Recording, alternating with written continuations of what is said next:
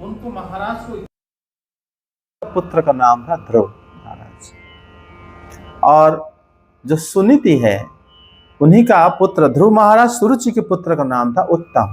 दो भाई थे, दोनों का एक एक रानी के एक एक पुत्र थे।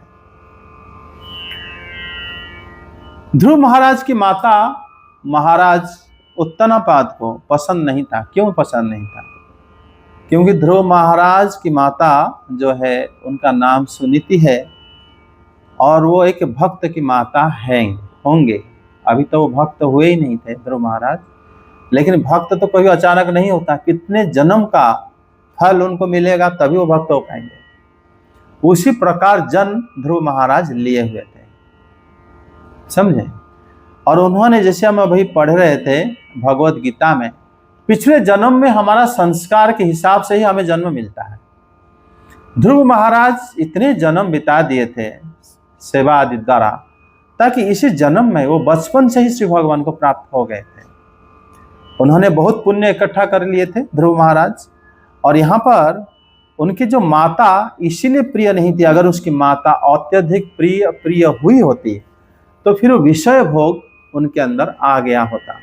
और ध्रुव महाराज भक्त होने की वजह से भगवान ऐसे ही माता उनको दिए थे जो पहले से ही महाराज से उनका आदर की पात्र नहीं थी वो। ठीक है। एक बार राजा उत्तनापाद सुरुचि के पुत्र उत्तम को अपनी गोदी में बिठाए थे।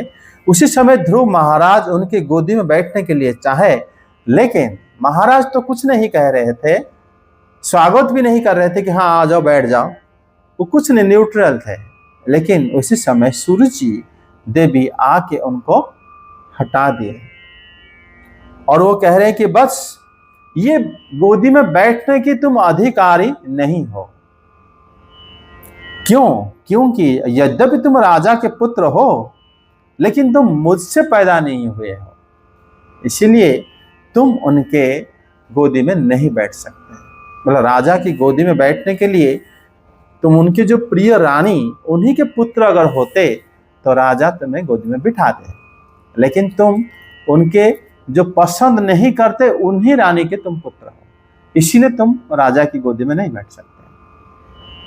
और कह रहे यदि तुम राजा के सिंहासन में बैठना चाहते हो तब तुम तपस्या द्वारा भगवान की आराधना करके मेरे गर्भ में जन्म होने के लिए प्रार्थना करो। क्यों? उसी समय बहुत दिन तक वो लोग जीवित रहते थे। अगर अभी प्रार्थना करेंगे उनके गर्भ में जन्म हो जाएंगे, छोटा पुत्र भले ही क्यों ना हो, बड़ा भाई राज्य शासन के बाद फिर इनको मिल जाएगा। तो कह रहे थे तभी तुम्हें यही शर्त पे मिल सकता है। मतलब भगवान की आराधना तो करेंगे, लेकिन भगवान की आराधना इनके पुत्र होने के लिए क्यों करेंगे ये, लेकिन यही कह रही थी। तपसाराध्य पुरुषम तसैवानुग्रहेण में गर्भे त्वं साधयात्मानं यदिच्छसि नृपासनम। तपस्या द्वारा क्या करो? तस्यैव अनुग्रहेण में गर्भ है आत्मानं साधता। मेरे गर्भ में तुम अगर आओगे, फिर जन्म हो जाओगे, तब जाके तुम महाराज की गोदी में बैठ पाओगे, नहीं तो नहीं बैठ पाओगे। ऐसा उनका शर्त था। जब ध्रुव महाराज घर गए और उनको काफी गुस्सा आया, छोटे बच्चे हैं, रोते हुए घर पहुंच गए, तो उनकी माता ने भी वही कहा। उनकी माता ने बोला कि सुरुचि देवी जो कह रहे हैं वो ठीक तो कह रहे हैं, क्योंकि मैं वास्तव में तुम मुझ जैसे अभागिनी की पुत्र हो। सुरुच्या सत्यभेतम यत भवान में दुर्भागा उदरे गृहीता, कि आप मेरे जैसे एक अभागिनी की पुत्र बने हो। अगर आप अभागिनी की पुत्र बने हो तो फिर आप किस प्रकार राजा के गोदी में बैठ सकते हो? इसीलिए देवी सुरुचि जो कहा वास्तव में वो सत्य है।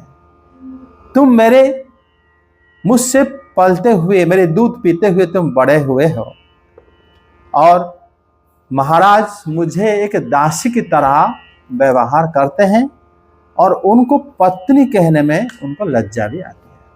मतलब ये उत्तनापाद जो महाराज थे उनके अंदर ये भाव क्यों था? क्या वो ऐसे स्वार्थी राजा थे? ऐसा नहीं था, क्योंकि शुकदेव गोस्वामी पाद उनके लिए और प्रियव्रत महाराज के लिए बोले हैं कि दोनों ही श्री हरि के अंश थे। हे कुरुद्वः अथातः हरेर अंशाः जन्मनः पुण्य कीर्ते स्वयंभुवस्यापि मनोवंश कीर्ते। कह रहे हैं कि स्वयंभुव मनु के जो दोनों पुत्र थे, दोनों ही श्री हरि के अंश थे।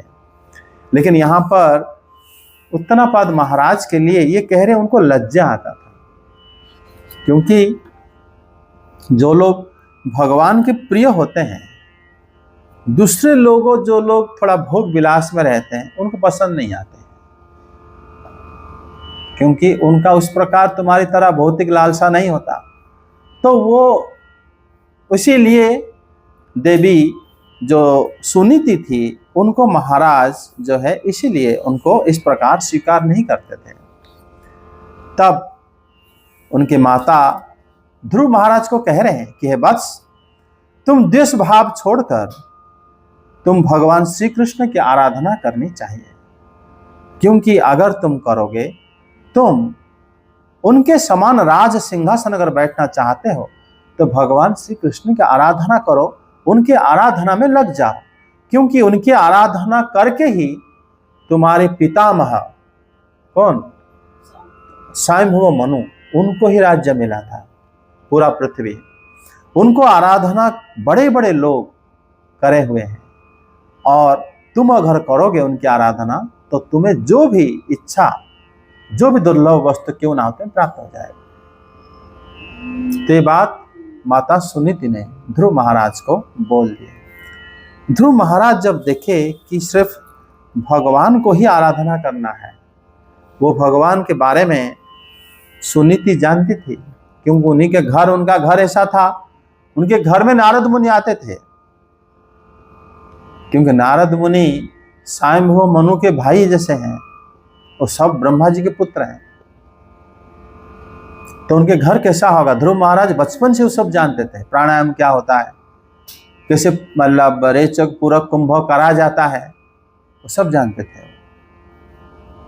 तब जब उन्होंने सोचे कि भगवान का आराधना करना है, प्राणायाम करके करेंगे, कुछ जैसे भी करेंगे, घर में तो नहीं होता, वो घर छोड़ के चले गए। मतलब वो अपने मतलब माता के पास जब उन्होंने माता से बात सुने, माता के विलाप को भी सुने, मेरी माँ भी असहाय है, मेरी माँ कुछ नहीं कर सकती, तो मुझे कुछ करना पड़ेगा। और उन्होंने घर से निकल गए, और निकलकर उन्होंने जैसे ही बाहर ऐसे निकलते जा रहे हैं, कहाँ जाएंगे घर, तो उनका उसी समय राज्य जो है छोटे छोटे जगह होता था, जहाँ पर लोग रहते थे और सैन्य सामंत सब रहते थे, जब मार्केट भी वहीं पर होता था।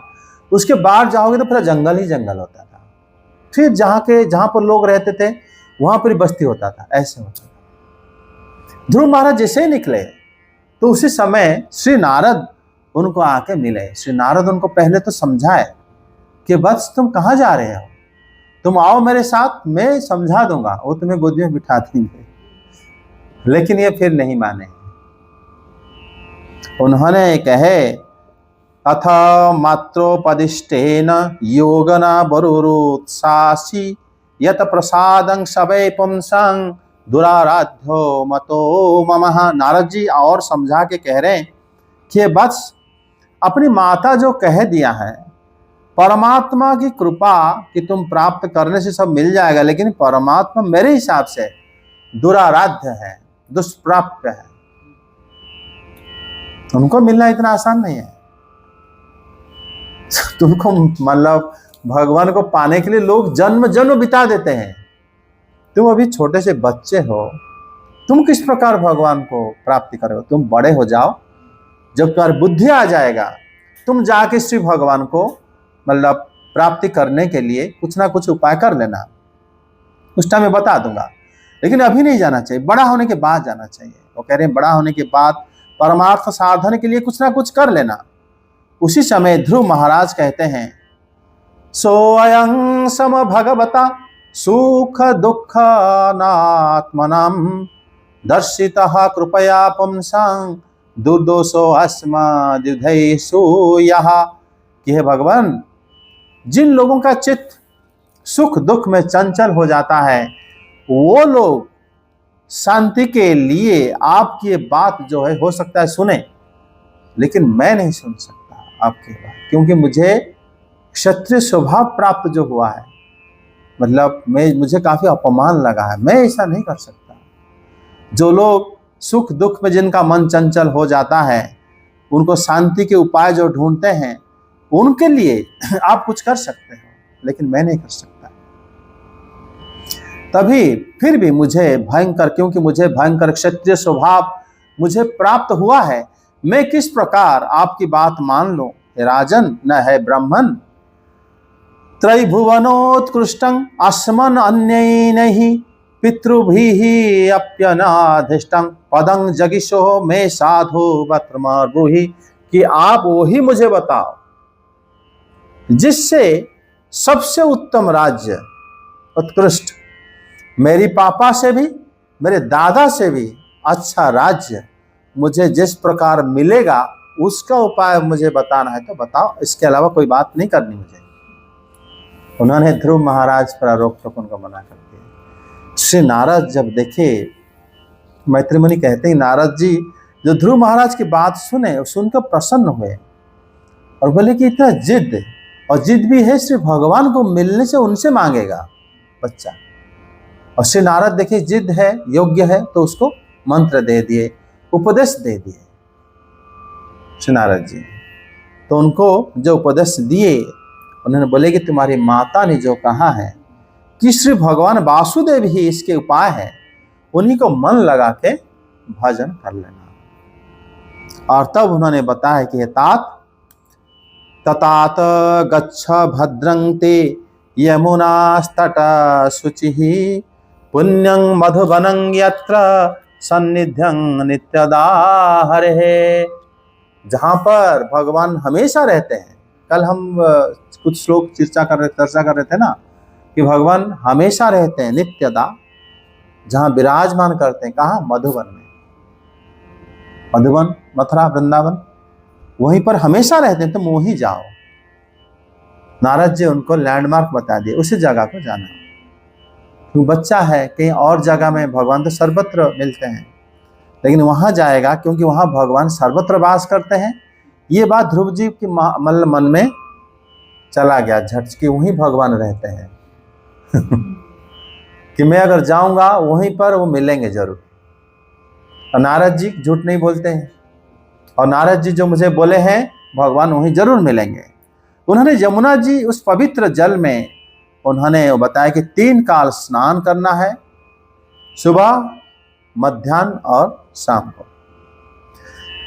फिर नित्य कर्म करके आसन बिछा कर बैठना है। देखो आसन लेके वो नहीं गए हैं,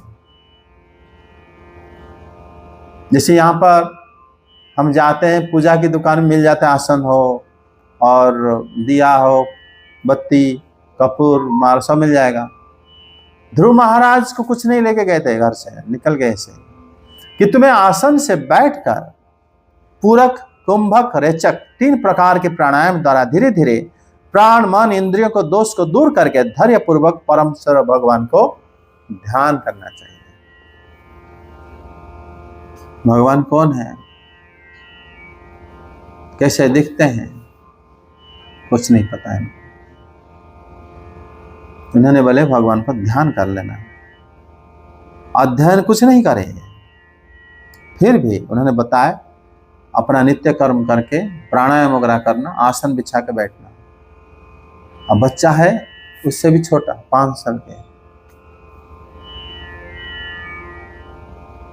और नारद जी उनको लेके छोड़ के भी नहीं आए कि बच्चा रास्ता नहीं भूल गया, पता नहीं होगा, वहीं पे छोड़ दिए मंत्र दे कि वो अपने आप जाना पड़ेगा। मतलब भगवान के पास जा रहा है। नारद जी जान लिए कि ये इसका जिद है, ये जरूर पहुंच जाएगा। मधुबन में यमुना नदी किनारे हैं, किसी भी तरह पहुंच जाएगा। ध्रुव महाराज या तो यमुना नदी के किनारे पकड़े होंगे, या तो किसी भी तरह यमुना, वो लेकिन निकले थे ब्रह्मावर्त देश से। स्वयंभू मनु के राज्य तो था, गुजरात की महाराष्ट्र के आसपास था, लेकिन उस तरफ से वो आए थे वृंदावन। तो उन्होंने जैसे ही वहां पर आए, वहां पर उन्होंने जब पहुंचे, हाँ, श्री नारद फिर और शिक्षा उनको दे रहे थे। नारद जी कह रहे हैं कि जप्यस्सा परम गुह्यः श्रूयतां मे नृपात्मजा यं सप्तरात्रं प्रपठन् पुमान् पश्यन्ति खेचरान्। मैं तुम्हें मंत्र दे रहा हूं, 7 दिन अगर जाप करोगे तो आकाश में जो सिद्ध लोग विचरण कर रहे हैं दिखने लगे। यहां विचरण नहीं करते, वो ब्रज है जहां पर मधुबन, जहां ये जा रहे हैं वहां पर विचरण करते हैं, क्योंकि वहां वो जगह में भगवान नित्य वास करते हैं, तो उनको तुम देख सकते हो। समझे? देखो, ध्रुव महाराज के पास कैलेंडर तो नहीं था कि कितना दिन हुआ, कम से कम 7 दिन में दिखेंगे। 7 दिन एक अवधि उनको मिल गया कि अगर मैं जाप करूंगा आज 7वां दिन होगा, आज देख रहे हैं मतलब। तो उनको भी श्री नारद उनको बताए कि 7 दिन में वो सिद्ध दिखने लगेंगे। वो मंत्र बताते हैं, ओम नमो भगवते वासुदेवाय मंत्रेणानेन देवस्य पुर्याद्व्यमयि बुधः सर्पर्यां विविधैर् द्रव्यै देशकाल विभागवित्। कह रहे हैं कि यही मंत्र है जो हम आज भी पाठ कर रहे थे, अभी जो पाठ करें। देश और काल के विभाग को जो जानने वाले हैं विद्वान, इस मंत्र के द्वारा अनेक प्रकार के द्रव्य से भगवान को आराधना करना चाहिए। गुरु जो मंत्र देते हैं वो मंत्र से हम भगवान को, जब पहले घर में पंचोपचार पूजा करते हैं, गंध पुष्प धूप नैवेद्य, है ना, गंध पुष्प धूप दीप और नैवेद्य, 5 उपचार हो गए। गंध जब हम लोग चंदन देते हैं भगवान को, उस समय भगवान के चरण में लगाते हैं चंदन तुलसी के साथ। वो भी ये उंगली को नहीं लगाते, ऐसे लगाते हैं, ओम नमो भगवते वासुदेवाय। वही मंत्र लो, चढ़ाओ, वही मंत्र लो, भगवान को दिया, वही मंत्र लो, भगवान को अगरबत्ती, वही मंत्र लो, भोग। एक ही मंत्र में पूरा पूजा होता है गुरु मंत्र से। कह रहे कि इसमें मंत्र द्वारा द्रव्यमय भगवान को आराधना करनी चाहिए। और कहते हैं कि शुद्ध जल, पुष्प, माला, वन में उत्पन्न होने वाले मूल, फल, पूजा विधि से दुर्वांग पर आदि वन में प्राप्त होने वाले जो तुलसी आदि से भगवान को पूजा करनी चाहिए। इसके लिए वो कह रहे हैं कैसे पूजा करोगे? इसके लिए शिला या तो पृथ्वी, जल और संयंचित होकर, मननशील होकर, शांत होकर, मौन होकर, जंगली फल मूल से भगवान को पूजा करोगे और परिमित आहार करो। कम आहार में, ज्यादा बच्चा है, बच्चे को ही मतलब मन करेगा खाने के लिए, ज्यादा परिमित आहार करोगे। और तुम भगवान को पूजा करने के लिए कोई शिला रख देना। मंत्र तो पता है लेकिन भगवान के स्वरूप पता नहीं था। किंतु ध्रुव महाराज जब प्रार्थना करेंगे भगवान को देखने के बाद, क्योंकि प्रभु आपको, मैं सिर्फ पृथ्वी जल ये सब सोच रहा था, आप ही भगवान हो, लेकिन आप इससे परे हो। जब उन्होंने देखे तब उन्होंने स्तुति में बोले, भगवान को जब दर्शन करे थे। लेकिन उससे पहले ध्रुव महाराज को पता नहीं था। श्री नारद बोले कि शिला रख देना, उसी मंत्र से पूजा करना। या तो पृथ्वी मिट्टी में भी कर सकते हो, या यमुना जल में कर सकते हो। हाँ, तभी ना श्लोक में लिखा है ना, द्रव्यमिंग अर्चंग विम्बत अर्चयन, हाँ, आभूतात्मा मुनि शांतम यत बाक मित। मतलब इसमें उन्होंने जो लिखे हैं यहाँ पर, क्षित्यमवादी, क्षित्यमवादी हो गया, क्षित्य हो गया पृथ्वी, पृथ्वी के पत्थर हो सकते हैं या मिट्टी हो सकते हैं उसी से, और जल या तो यमुना जल में कर सकते हैं, मिट्टी में कर सकते हैं। ये 2 चीज उनको बताए थे। मन को संयम रखना, बातें नहीं करना और मौन रहकर भगवान को पूजा करना और आहार परिमित करना। उसमें ऐसे ही उन्होंने जैसे श्री नारद उनको बताए, राजकुमार ध्रुव श्री नारद की परिक्रमा करें, परिक्रमा करके प्रणाम करें और मधुबन के लिए चल दिए।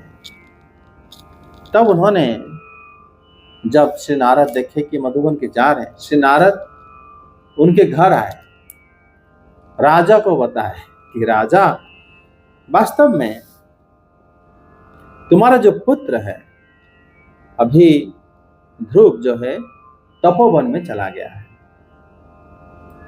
और राजा जब सुने, काफी उन्होंने व्यस्त हो गए, तो राजा अपने आप को धिक्कारे कि पुत्र था, निष्पाप था, मैं उसको गोदी में बिठाना था, लेकिन राजा ऐसे पछताने लगे। श्री नारद कहे कि राजन, राजा चाह रहे थे कि उसको जाके ले आएंगे, बोले कि राजन परमात्मा द्वारा रक्षित है आपके बालक, आप सोचो ही मत, क्योंकि श्री नारद उनको मंत्र दे दिए हैं।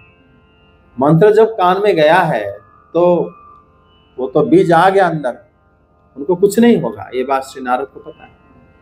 श्री नारद कह रहे कि मां मासुचः स्वतनयं देवगुप्तम विशांपते तत्प्रभाम विज्ञाय प्रांगुके यद्यसो जगत, कि आपके जो हे विश्वांपते विश्व देवगुप्तम स्वतनयं तत्प्रभावम अभिज्ञाय, उसके प्रभाव आप नहीं जानते क्योंकि वो परमात्मा के द्वारा रक्षित है, वो आप उसके प्रभाव को नहीं जानते। उसका यश सारे जगत में फैल रहा है। जो यश कैसे फैला, श्री नारद जी बोल रहे हैं, श्री नारद जी खुद सब सर्वत्र घूमते हैं और वो सब जगह बता रहते हैं, और एक को बताएंगे तो दूसरे भी बताएंगे और सुनेगा कि एक छोटा सा बालक भगवान को पाने के लिए घर छोड़ के चला गया। वजह कुछ भी है, धन के लिए गए हो, आर्त अर्थात जिज्ञासु ज्ञानी च भरतर्षभ चतुर्भुजा भजन्ते माम सुकृते नानो अर्जुन, बताए ना भगवान ने। किसी भी वजह हो, आप पढ़ाई के लिए जाओ, पैसे के लिए जाओ, लेकिन जा तो भगवान के पास रहे हो ना। ये तो यश पाने के लिए इतना ही एनफ है। उसके बाद भगवान को पाने के बाद कोई वस्तु की आवश्यकता नहीं पड़ती, लेकिन किसी भी वजह से वो जा रहे हैं, तो श्री नारद कह रहे हैं कि आप उनके लिए बिल्कुल सोचो ही मत। राजन, आपका ये बालक जिस कार्य को दिक्पाल भी नहीं कर पाए, उस कार्य को ये करके शीघ्र ही घर आ जाए, आपका यश को भी बढ़ाएगा। इसके जो काम है दिक्पाल भी नहीं कर पाए, लेकिन ये आपका बालक अवश्य करेगा। तब ध्रुव महाराज जैसे मधुबन में पहुंचे, उसी दिन स्नान करके उसी रात को पवित्रता पूर्वक उपवास करें। छोटे से बच्चा धाम में पहुंच गए और उनको ये पता है कि भगवान जो है धाम में रहते हैं। जब उनको पता है तो ध्रुव महाराज उस जगह पर जाने के बाद उनको पहला अर्घ्य भगवान के प्रति था कि मैं भोजन आज नहीं करूंगा रात्रि को। कोई बालक, आज भी हम जब धाम को जाते हैं, हम लोग वही नियम पालन करना चाहिए। धाम में जाते ही फलाहार करो या व्रत करो, कुछ खाओ मत, हाँ, भगवान को अर्पण करके खाओ। ये धाम के लिए कि तुम्हारा सेवा है कि हम धाम पहुंचे, और भगवान तो हृदय में है, वो तो जान जाएंगे तुम क्या कर रहे हो उनके लिए। ध्रुव महाराज रात्रि को उपवास करके श्री नारद जी जो उपदेश दिए थे, एकाग्रचित होकर भगवान के नारायण की पूजा आरंभ कर दी। पहले उन्होंने ध्रुव महाराज जैसे ही पहुंचे उसी समय ही यमुना में स्नान कर लिए, रात्रि को पवित्रता पूर्वक उपवास करें, फिर मंत्र तो शुरू कर दिए जल में, और भगवान को पूजा करते हुए मंत्र जाप शुरू कर दिया। खाली ये सोचो, एक बच्चा यमुना नदी किनारे जंगल में पहुंच गए और वहां पर रहने के लिए घर नहीं है, बैठने के लिए आसन नहीं है, अंधेरा, लाइट भी नहीं है, ना कैंडल है, ना आपके पास माचिस है कि तिली जलाओ, कुछ नहीं है। और वहां पर अगर है भी हिंस्र जंतु तो जरूर होंगे, सांप, बिच्छू, शेर, भालू, ये सब तो होंगे ही होंगे। फिर भी जब उन्होंने मंत्र जब उनको मिला था, ऐसे भी महात्मा लोग कहते हैं कि वो रास्ते में जितने भी मिलते थे उनको, सबको सोचते थे यही वासुदेव है। कोई उनको कोई क्षति नहीं पहुंचा पाता था, तो सर्वत्र भगवान को ही देख रहे थे उस टाइम। जब मंत्र उनको मिल गया, श्री नारद बोले कि जाओ, तो बच्चा घर से तो बाहर नहीं निकला था कभी, छोटा बच्चा है। जो छोटे बच्चे घर के अंदर ही बढ़ते हैं, 5 साल तक बच्चा कहाँ जाते हैं बाहर, कि बिच्छू कौन है, सांप कौन है ना, और कौन शेर कैसा है। पालतू जानवर को उन्होंने देखा होगा, गाय को, ध्रुव महाराज हाथी को, घोड़े को, राजमहल में है तो देखा होगा, लेकिन शेर, बाघ, भालू, इस सब को नहीं देखा होगा। उन्होंने जैसे ही देखे वो सोचे ये वासुदेव तो नहीं है, भगवान तो नहीं है।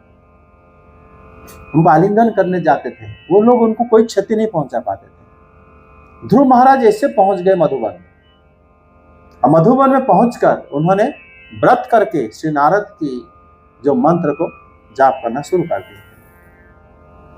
3 रात्रि के अंतर उन्होंने कैथ और बेर खाया और भगवान का अर्चन करते हुए 1 महीना व्यतीत कर दिया। 3 दिन में एक बार खाते थे। श्री नारद जिन्होंने बताया थे कि परिमित भोजन करना, गुरु तो बदल दिए थे भोजन कम करना, लेकिन इन्हें इतना कम कर दिए कि 3 दिन में एक बार खाए। शिष्य को जो समझ में आया। नहीं तो आजकल अगर किसी को समझाओगे कि कम खाना चाहिए, बोले कितना कम, कितने ग्राम बोलो, इतना, अगर उससे अगर 1 ग्राम एक्स्ट्रा ले लिए तो कुछ प्रॉब्लम पूछेंगे लोग। लेकिन गुरु उनको बोल दिए परिमित आहार, कि ध्रुव जंगल जा रहे हो, भगवान को आराधना करना, आहार कम करना। क्यों? आहार करोगे फिर टॉयलेट बाथरूम वगैरह जाना पड़ेगा। आहार करोगे फिर आहार में इंद्रियां जो है विषय के प्रति आकृष्ट हो जाएगा,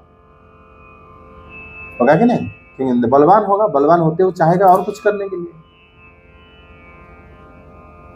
आहार जैसे बढ़ेगा उसी हिसाब से सब चलता है। गुरुदेव बोले थे आहार कम करना, तुम भगवान को ध्यान करने जा रहे हो, आहार ज्यादा ध्यान मत देना।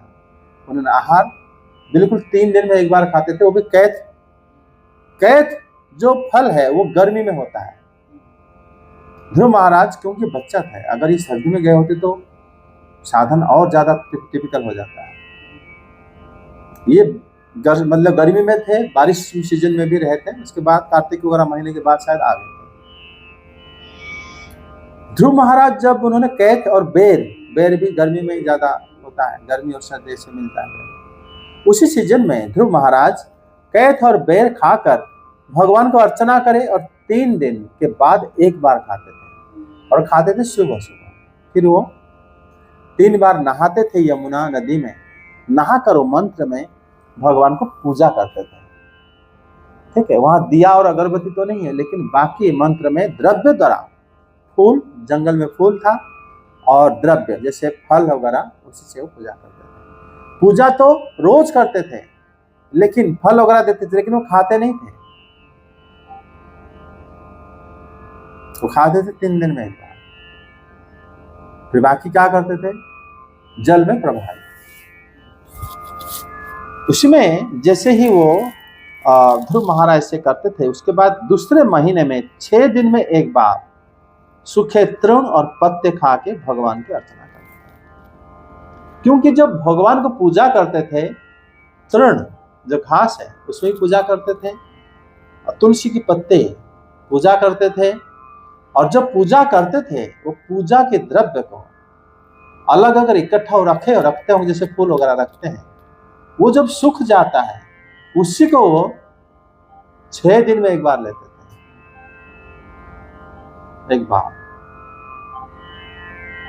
क्या है, ऐसे ही उन्होंने भगवान की आराधना करते हुए है। तीसरे महीने में 9 दिन में एक बार, चौथे महीने में उन्होंने 12 दिन में वायु पीते थे, तीसरे महीने में उन्होंने 9 दिन में एक बार जल पी लेते थे, समझे। बाकी समय उन्होंने भगवान की 3 बार स्नान करके आराधना करके जाप करते थे। रात्रि को भी जितने समय नींद आता होगा उतना सोते होंगे, लेकिन धीरे धीरे निद्रा को भी, क्योंकि खाना कम हो गया मतलब निद्रा भी कम आएगा, फिर जाप बढ़ा देते थे, बढ़ाते हुए उन्होंने करा था। और इसमें एक प्रश्न आ सकता है कि ध्रुव महाराज को कैसे पता चल रहा था कि महीना हो गया, 2 महीना हो गया, तीसरा महीना हो गया, किसे पता चलता था? क्योंकि उस टाइम कोई तो और कैलेंडर भी था भी नहीं।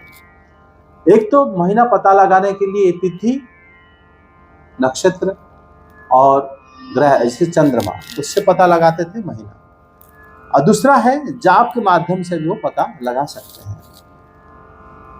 क्योंकि जो ध्यान बिंदु उपनिषद में, योग चूड़ामणि उपनिषद में कहा गया है, जो प्राणायाम करते हैं वो हंस उच्चारण करते हैं, हम के माध्यम से सांस लेते हैं, सा जब बोलते हैं सांस को छोड़ देते हैं।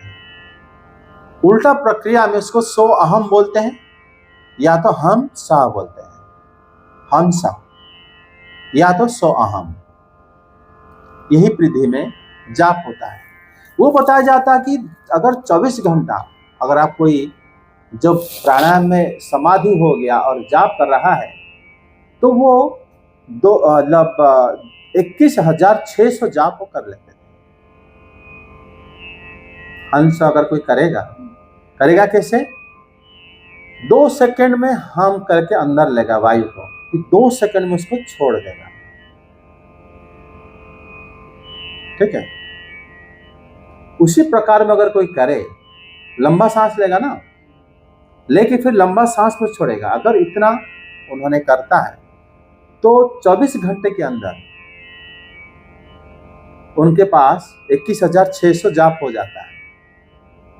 ध्रुव महाराज अगर ये जो 12 अक्षर 12 अक्षर विशिष्ट जो मंत्र श्री नारद ने दिए, अगर उसी विधि से करेंगे 24 सेकंड में एक ही बार कर पाएंगे।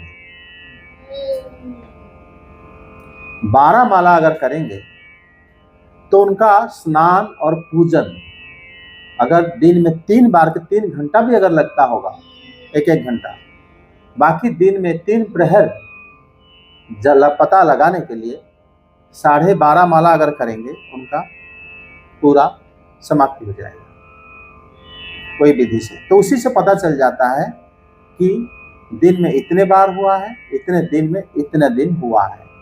दिन में उसी से भी विलंबित लय से पता चल जाता है। संगीतमय वस्तु है जो कि श्री नारद, क्योंकि श्री नारद संगीतज्ञ है, श्री नारद को संगीत विद्या बहुत अच्छी तरह वो उसके विशारद है, तो इसी संगीत लय से भी दिन का पता लगाया जाता है और जाप वगैरह हो जाता है। और उसी समय जैसे 5वां महीना आया तो उन्होंने न 4था महीने में वो वायु पी ले लेते थे। सर, जो ध्यान कौन से मंत्र को करते, 100 अंतर कर रहे थे? नहीं, ओम नमो भगवते वासुदेवाय। तो फिर उसकी काउंटिंग आपने कैसे बताया? 100 अंतर नहीं, 100 इसी पे एक अक्षर जो है वही 2-2 सेकंड 4 सेकंड अगर होगा तो 12 अक्षर में इस तरह ही आ जाएगा, 48 सेकंड आ जाएगा। अच्छा, ओम नमो भगवते 12 अक्षर। हाँ, तो उसी में भी आ जाएगा। फिर ये बात है कि जब 4था महीना हो गया, वो वायु पीते थे। वायु पीते कैसे थे? अगर सांस को लो, सांस को छोड़ दो तो फिर आपने पिया नहीं। अगर सांस को लो और छोड़ो मत, रोकना नहीं, खाली सांस को ले, कम छोड़ना, लेकिन ले लिया तो आप अपने वायु पी लिया। अपने वायु जो पीने के लिए, क्योंकि वो देख रहे थे और कुछ में लेना नहीं है मुझे, क्योंकि गुरुदेव कह रहे थे परिमित आहार कम करना है, वो जल को भी आहार मान रहे थे, उसके बाद वायु को भी उन्होंने आहार मान रहे थे।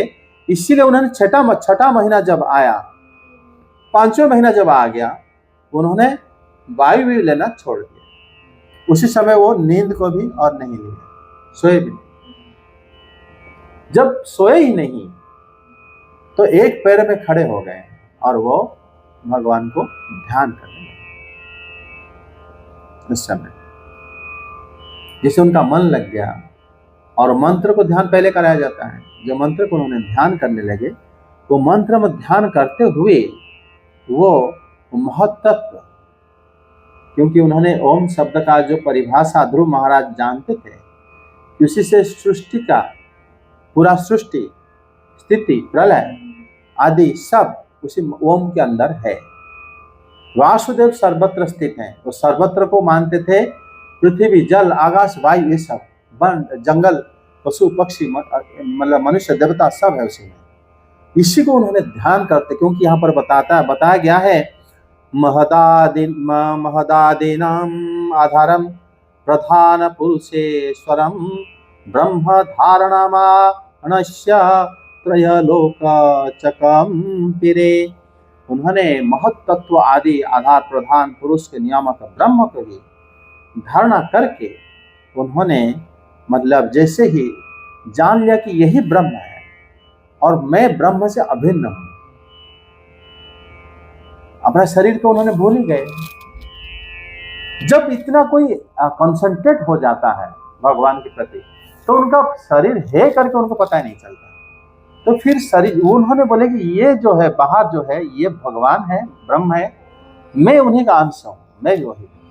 इसीलिए इन्होंने अपना ब्रह्म के साथ एकाकार हो गए।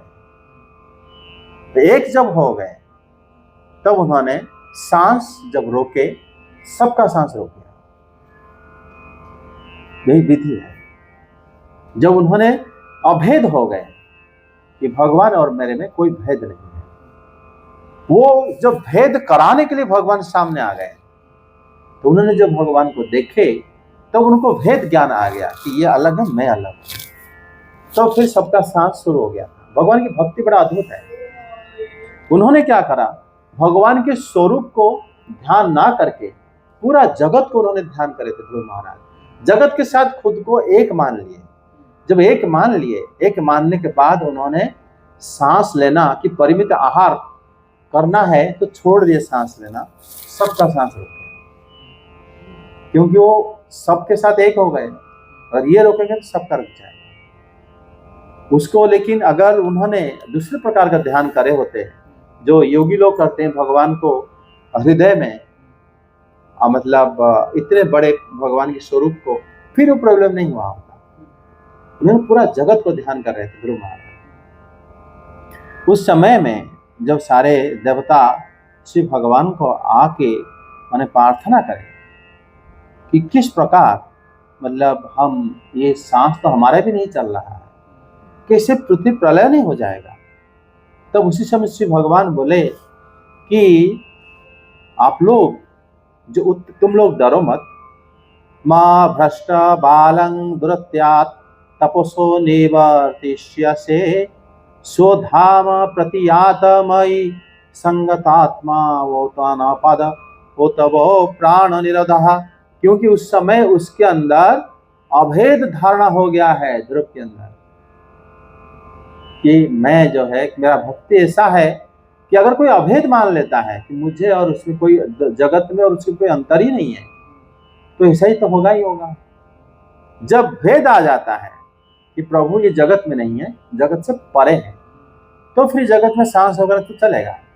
लेकिन ध्रुव महाराज पूरे जगत को भगवान मैं मान लिए थे। तभी श्री भगवान कह रहे हैं कि ध्रुव को मैं एक तपस्या से निवृत्त करा दूंगा, अपने स्थान पर तुम लोग जाओ। ये ध्रुव जो है अपने चित्त को मुझ में तो लीन करा है, लेकिन उन्होंने अभेद धारणा हो गया है, इसीलिए सबका सांस रुक गया।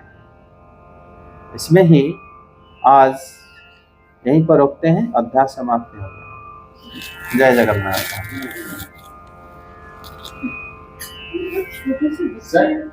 सर इसमें सर एक क्वेश्चन है सर भक्तों के घर में ऐसा कैसे हो सकता है कि मतलब किसी को ज्यादा लगा किसी को कम लगा, क्या मतलब क्योंकि जो सुरुचि भी थी वो भी उत्तानपाद की पत्नी थी, तो मतलब वो भी साधारण नहीं होंगी, सुरुचि भी साधारण नहीं होंगी, उत्तानपाद भी साधारण नहीं होंगी, तो सर ये कैसे मतलब इसको हम कैसे समझें ये जो नहीं प्रपंच में तो होता है, भेद तो होता है, सबके अलग अलग भाव के हिसाब से सब अपने भक्ति करते हैं, लेकिन वैकुंठ जगत में ऐसा नहीं होता। इस जगत में ऐसा होता है और इस जगत में फिर जो जितने भाव अधिक है वो उसी हिसाब से फिर भक्ति करता है। बाकी लोग मतलब अनुमोदन करते हैं, कोई उसको ये करते हैं तो सुनते हैं, इस प्रकार होकर इनका बराबर हो जाता है। क्योंकि आपने जैसे बताया उत्तानपाद के प्रेरक भगवान विष्णु के अंश थे, तो सर वो उस टाइम बोल क्यों नहीं पाए थे? उन्होंने बाद में श्री नारद को बात बोल रहे थे, क्योंकि इसलिए नहीं बोल पाए कि ध्रुव महाराज जी के बन जाने का समय आ गया था। ये उत्तानपाद जी ने बोला, उत्तानपाद जी ने वो बोले नहीं, श्री नारद को पता था ये, तभी तो उन्होंने बोले कि आप उनको बुलाओ मत, उनको अभी उनका यश जो है सब जगह फैल रहा है, ये भगवान वो वही कार्य करेंगे जो लोकपाल भी नहीं करते। इसका मतलब क्या, उसी कार्य के लिए पैदा हुए थे। जब वो कार्य संगठित होता है उस समय मतलब उत्तानपाद जैसे महात्मा बैठे होते हुए भी चुप हो गए, कुछ नहीं बोल पाए। भगवान की लीला ऐसे ही होता है। जय जगन्नाथ। हाँ, प्रेरणा मतलब वो खुद बोल नहीं पाए कुछ भी, तभी श्री नारद को बोले मैं कितने बड़ा गलती कर दिया। जैसे देवी कैकेयी ने जो बोले वो किस प्रकार बोले उसमें कोई दोष नहीं होता उनका, इस तरह इनका भी कोई दोष नहीं, क्योंकि श्री भगवान के लीला का उस वो अध्याय शुरू होने वाला था, उसमें ये लपेट में आ गए जितने लोग रहते हैं, ऐसा ही होता है। जय जगन्नाथ। हाँ, कथा भी नहीं सुन पाते हम लोग।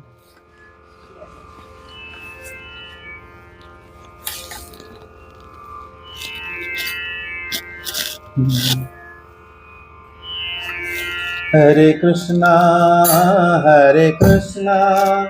कृष्णा कृष्णा हरे हरे, हरे राम राम राम हरे